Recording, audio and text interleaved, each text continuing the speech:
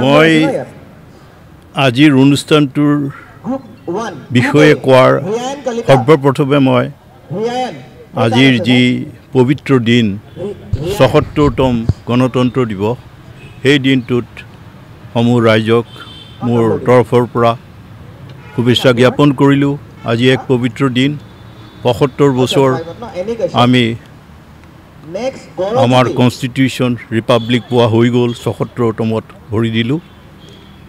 সেই ৭৭তম গণতন্ত্ৰ দিৱসৰ উপলক্ষে এই খানাপাৰা ষ্টেডিয়ামত টেবুল টেনিছ ইউনাইটেড ফাউণ্ডেশ্যনৰ লগত সংযুক্তি ৰাখি সহযোগিতা কামনা কৰি চেলুট ত্ৰিৰংগা অসমে ইয়াত বিভিন্ন কাৰ্যসূচী লৈছে। তাৰ মাজতে এখন চিত্ৰাংকন প্ৰতিযোগিতা পাতিছে।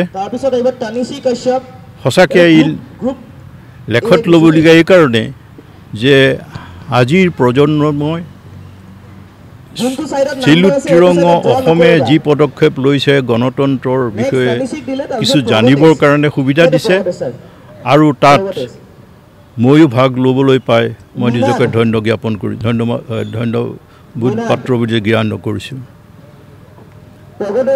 আজিৰ এই পবিত্ৰ দিনটোত এই চিত্ৰাংকন প্ৰতিযোগিতাত তেওঁলোকে এইটোৱে দেখাব খুজিছে যে যি টপিক দিছে সেই টপিকটো আমাৰ গণতন্ত্ৰৰ ওপৰত ভিত্তি কৰি ভাৰতৰ ৰিপাব্লিক ডেৰ ওপৰতে ভিত্তি কৰিয়ে তেওঁলোকে টপিক দিছে যাতে তেওঁলোকেও তেওঁলোকৰ নিজৰ পাৰদৰ্শিতা বা কি জ্ঞান তাক দেখাব পাৰে আৰু ভৱিষ্যতলৈ তাৰ পৰা কিছু কথা শিকিব পাৰে।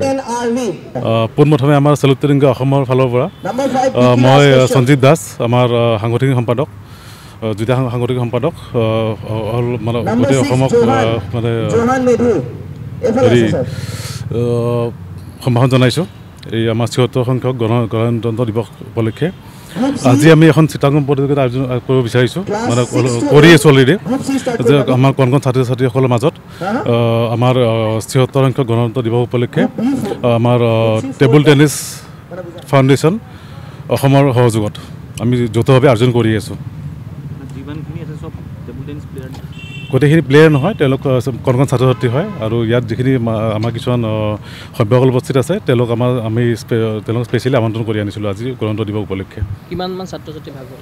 ইয়াত নাই বুলি ক'লেও ১০০ ছাত্ৰ ছাত্ৰী হ'ব আজি। কিদৰে তেখেতসকলক পুৰস্কৃত কৰিব? তেওঁলোকক গ্ৰুপ ৱাইজ হেৰি কৰা হৈছে, গ্ৰুপ ৱাইজ তেওঁলোকক কেটেগৰাইজ কৰা হৈছে ক্লাছ 5 to 6, 6 to 7, 7 to 8 আৰু তেওঁলোকক যোনে ভাল যিয়ে তেওঁলোকক ভাল ধৰি লওক হেৰি কৰিব আৰ্ট কৰিব তেওঁক আমি এটা মানে মাত্ৰ দিয়া হ'ব। তেওঁলোকক তেওঁলোকক এইটো মেছেজ দিব বিচাৰিছোঁ যে গণতন্ত্ৰ দিৱস উপলক্ষে তেওঁলোকে যেন সৰুৰ পৰাই তেওঁলোকে যেন বিষয়টোৰ বিষয়ে জানে যে আমি কিয় পাতি আছোঁ, আমাৰ দিৱসটো কি উপলক্ষে পতা হয়। সেইটোৱে আমাৰ একচুৱেলি সকলোকে প্ৰথমে গণতন্ত্ৰ দিৱসৰ শুভেচ্ছা জনাইছোঁ, কিন্তু আমাৰ কাৰণে খুব ভাল খবৰ কাৰণ আমি চেলুট ত্ৰিৰংগা আছাম প্ৰদেশৰ লগত টেবুল টেনিছ ইউনাইটেড ফাউণ্ডেশ্যনৰ এইবাৰ যিটো এৱাৰ্ড চেৰিমনি ফাংচন হ'ব আমি যৌথভাৱে এইবাৰ প্ৰগ্ৰেমটো অনুষ্ঠান কৰিম। এইটো আমাৰ বাবে খুব ভাল খবৰ। আৰু আজি আমি আমাৰ আপোনালোকে গম পায় আমাৰ ল'ৰা ছোৱালীখিনিয়ে সদায় খেলুৱৈৰ লগত জড়িত হৈ থাকে, কিন্তু এইবাৰ আমি ব্যতিক্ৰম অনুষ্ঠান হিচাপে তেওঁলোকক আৰ্টৰ লগত অলপ জড়িত কৰিছোঁ। যিহেতু তেওঁলোকে খেলাৰ উপৰিও বিভিন্ন ক্ষেত্ৰত তেওঁলোকে আগভাগ লয়, কিছুমানে আৰ্ট শিকে, কিছুমানে ডেন্স কম্পিটিশ্যন এনেকুৱা বা কৰি থাকে শিকি থাকে তেওঁলোকে। তো তেওঁলোকে যাতে সেই প্লেটফৰ্মটো আমি তেওঁলোকক খেলুৱৈসকলকো অলপমান দিব পাৰোঁ। আৰু আমি চেলুট ত্ৰিৰংগা আছাম প্ৰদেশকো ধন্যবাদ জনাইছোঁ অনুপ সিনহাৰা যে তেখেতে যে এনেকৈ আগবাঢ়ি আহিছে আমাৰ লগত যৌথভাৱে প্ৰগ্ৰেমটো কৰিবলৈ। তো সেইকাৰণে আমাৰ খুবেই ভাল লাগিছে, আমাৰ অভিভাৱকসকলেও খুবেই ভাল পাইছে।